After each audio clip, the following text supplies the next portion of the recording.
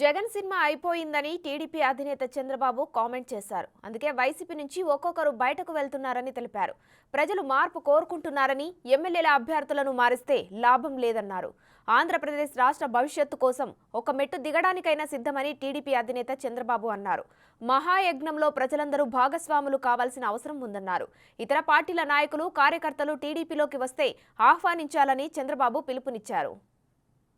ఒక్క విషయం చెప్తున్నాను, ఇక్కడుండే వాళ్ళకే కాదు, రాష్ట్రంలో ఉండే ప్రతి ఒక్క నాయకుడికి, ఎవరైనా సరే వేరే పార్టీల నుంచి కార్యకర్తలు కానీ తటస్థంగా ఉండే వ్యక్తులు పార్టీలోకి వస్తానంటే స్వాగతం పలకండి, అందరిని రమ్మనండి.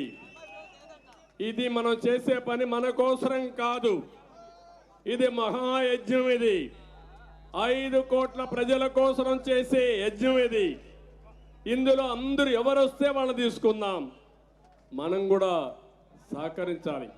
ఈయన వస్తే ఓట్లు పెరుగుతాయి కానీ నాకు అడ్డం ఉంటాడు కాబట్టి ఈయన వద్దనుకుంటే మాత్రం మంచిది కాదు. ఈ రాష్ట్ర భవిష్యత్తు కోసం అవసరమైతే ఒక మెట్టు తగ్గి ప్రతి ఒక్కరిని కలుపుకొని అటు ఎమ్మెల్యేలు కానీ నాయకులు కానీ అందరం కూడా చేసి ముందుకు పోవాల్సిందిగా నేను కోరుతున్నా.